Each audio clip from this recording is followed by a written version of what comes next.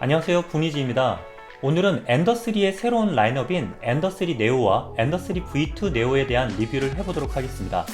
이 리뷰는 수입 판매 업체인 프린트보드로부터 제품만 제공받아 직접 사용해보고 만든 영상이라는 점 미리 말씀드립니다. 엔더3 하면 2017년 말부터 판매가 시작되어 전 세계적으로 가성비 3D 프린터의 대명사로 자리잡은 프린터입니다. 초기 엔더3 이후로 계속해서 제품이 조금씩 변형해 내놓고 있는데요. 2019년에는 엔더3 프로, 2020년 엔더3 V2, 그리고 2022년 이번에 네오라는 이름을 달고 새로운 프린터를 내놓은 것입니다. 일단 뉴라는 의미의 네오를 제품명에 써놓은 만큼 뭐가 새로워졌는지 봐야겠는데요. 언박싱부터 어떻게 변화했는지 알아보고 각 제품별 조립과정, 그리고 마지막으로 사용해본 장단점을 이야기해보면서 맞춰보겠습니다. 먼저 언박싱입니다. 엔더3 네오는 기존 엔더3 프로와 동일한 프레임과 구성을 가지고 있었습니다. 보드 위치가 상단이 뒤집혀 장착되어 있다는 점, Y축 이송의 프로파일이 40x40으로 되어 있고 파워가 엔더3 프로에 미넬 파워가 장착되어 있다는 점이 프로 제품을 입고 있는 제품이었습니다. 즉 제품은 엔더3 네오가 아닌 엔더3 프로 네오라고 하는 게 더 맞을 것 같습니다. 바로 조립하기 전에 내부 구성에서 바뀐 걸 찾아봤습니다. 눈에 띄는 변화는 크게 세 가지가 있었습니다. 익스트루더 파츠가 기존 플라스틱에서 메탈로 변경되었고 핫앤드샘 뭉치의 디자인, 그리고 그 안에 있는 내부 방열판 형태가 바뀌어 있었습니다.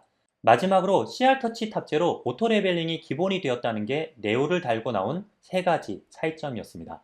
보드가 궁금해서 열어보았습니다. 하지만 보드는 크레얼리티 4.2.2 보드로 엔더 라인업에 장착되어 판매되었던 32비트의 저소음 모터 드라이버가 장착된 이전과 동일한 보드였습니다. 그래서 출력에 영향을 주는 가장 핵심은 핫앤드의 변화라고 생각되었는데요. 이것도 조립 전에 분해해 보았습니다.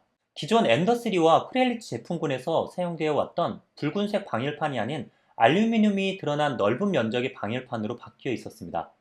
기존보다 넓어진 방열판을 통해 노즐목 내에서의 냉각을 효과적으로 만들겠다 하는 의도 같았는데요. 또 하나 변화는 핫앤드 구성에서 테프론 튜브를 고정시키는 휘팅이 달라졌습니다. 기대하기로는 기존의 크레얼리티 제품의 고질적인 문제인 잦은 리트렉션에 의한 휘팅 고장으로 압출 불량 등이 발생하는 문제에서 조금은 개선되었길 바랍니다. 지금까지는 엔더3 네오의 언박싱이었는데 엔더3 V2 네오의 언박싱은 훨씬 더 심플했습니다. 이미 부분 조립이 다 되어 있는 상태였기 때문에 크게 바디 파츠 2개가 있고 LCD 부품과 필라 보빈 거치대 정도가 다였습니다. 이제 각각의 프린터를 조립했던 이야기를 해보고자 합니다. 먼저 엔더3 네오는 구성품 중에 들어있는 SD카드 내부에 조립 관련 동영상이 있었습니다. 하지만 저는 이 영상을 나중에 알게 되었고 라이브에서는 함께 동봉된 한글 매뉴얼을 보면서 조립할 수 있었습니다. 매뉴얼 보면서 하는 조립이 크게 어렵진 않았는데요. 아마도 이전에 엔더3와 엔더3 프로를 직접 조립했던 경험이 바탕이 되어 있지 않을까, 그래서 좀 더 쉽지 않았을까 싶습니다. 근데 저는 실제 저희 라이브 방송하면서 조립하는 데 걸린 시간이 75분 정도가 소요가 되었습니다. 반면에 엔더3 V2 네오 제품은 훨씬 간단하게 조립이 가능했는데요. 합판과 상판 두 개를 그냥 세워 볼트로 조여주기만 하면 90% 이상의 조립이 완료가 되고 나머지 LCD와 보빈 거치대만 해주면 끝났습니다. 걸린 시간은 15분가량 되었습니다. 조립이 끝나서 저는 바로 출력을 준비해 줬는데요.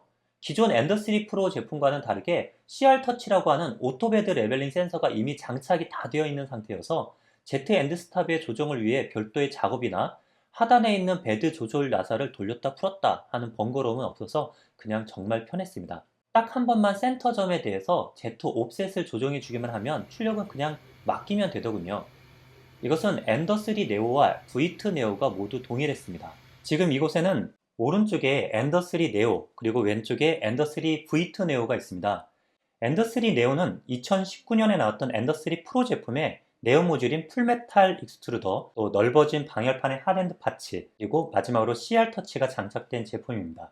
마찬가지로 엔더3 V2 네오는 엔더3 V2 제품에 이 세 가지가 장착되었다고 보시면 맞습니다. 이 둘의 외관상 가장 큰 차이는 디스플레이일 텐데요. 엔더3 네오는 기존에 유행했던 12864 풀그래픽 디스플레이고 엔더3 V2 네오는 프루사 미니 제품부터 사용되기 시작한 세로형의 그래픽 LCD입니다. 직접 사용해 봤을 때 처음에는 터치인가 하고 손가락을 대어 보았는데 터치 패널은 아니었습니다. 대신에 하단에 다이얼을 돌려서 기존처럼 선택해주는 방식인데 사용성이 꽤 괜찮았습니다. 특히 엔더3 네오의 12864 LCD가 한 화면에 4줄까지 보여주는 데 반해 V2 네오의 디스플레이가 훨씬 많은 정보를 보여주고 있어서 한눈에 출력 상황이나 메뉴를 찾아 선택해주는데 보다 편하다는 생각이 들었습니다.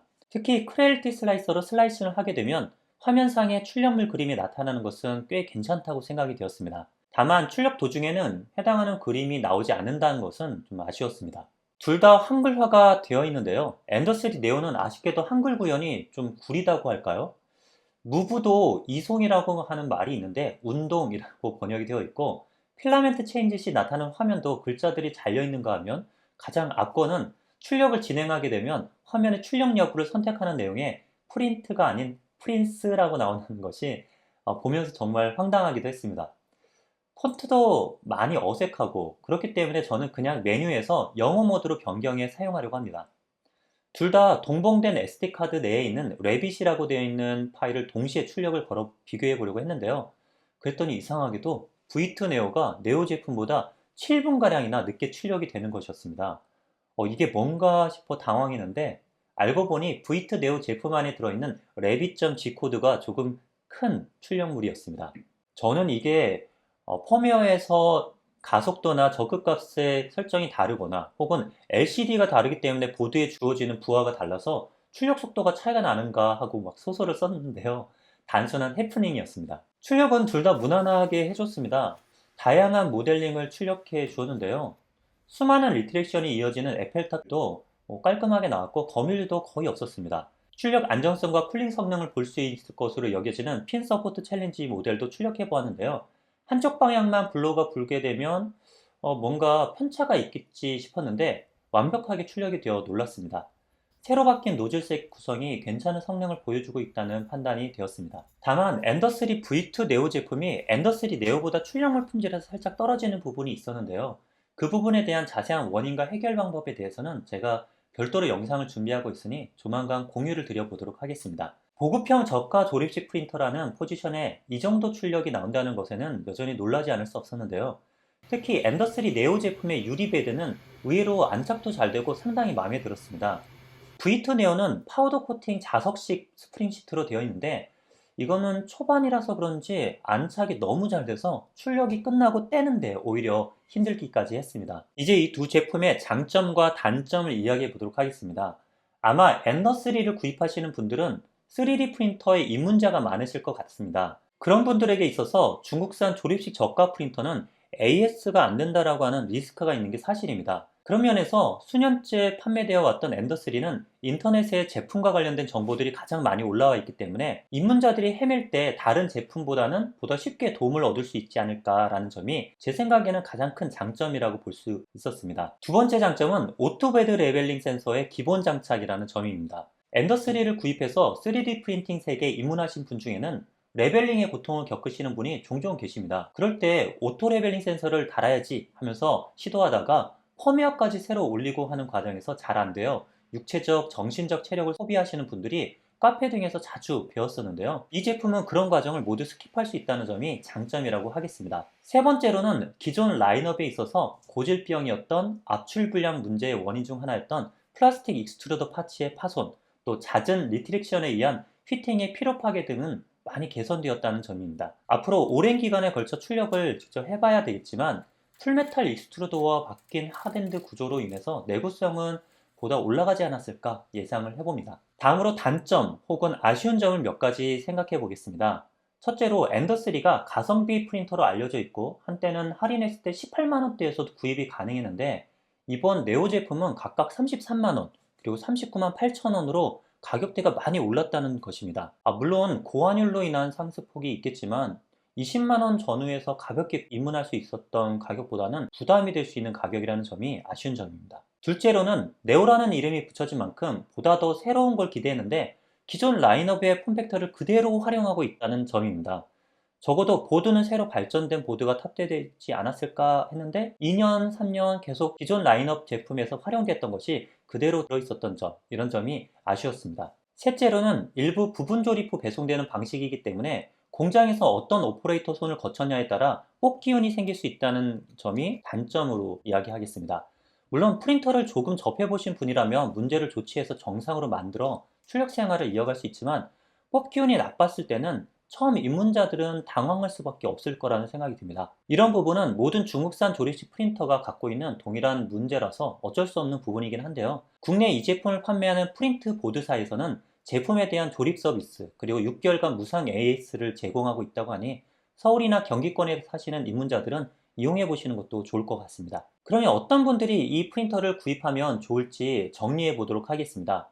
일단 아셔야 할 사항은 엔더3 네오와 엔더3 V2 네오의 출력 성능에 미치는 구성은 전혀 차이가 없다는 사실입니다. 차이가 나는 LCD 형태나 SMPS 파워가 밖에 있냐 혹은 아래에 들어가 있냐, 바닥에 파츠를 넣을 공간이 있냐 없냐, 뭐 이런 거는 편의사항일 뿐이지 출력 성능과는 관계가 전혀 없거든요. 그래서 둘 사이의 가격 차이가 7만원 정도 가량이 나는데 기계 조립하는 것 등에 부담이 없고 기존에도 많이 해보셨던 분이라면 조립하는데 1시간 정도 걸리는 엔더3 네오 제품 구입을 추천드립니다.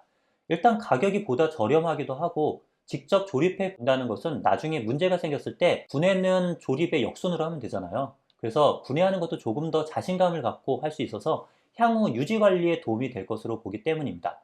하지만 기계는 잘 모르고 주변에 조립을 도와줄 사람도 없다 하신다면 V2 네오 제품을 구입하시는 게 보다 나을 것으로 보입니다. 이상으로 네오라는 이름을 달고 나온 두 가지 엔더3 제품에 대한 리뷰를 마치겠습니다. 다음에는 프린터와 같이 제품 협찬을 받은 엔더3용 크레얼리티 챔버에 대한 리뷰를 해보려고 합니다. 많은 기대와 관심 부탁드립니다. 이상으로 붕이지였습니다.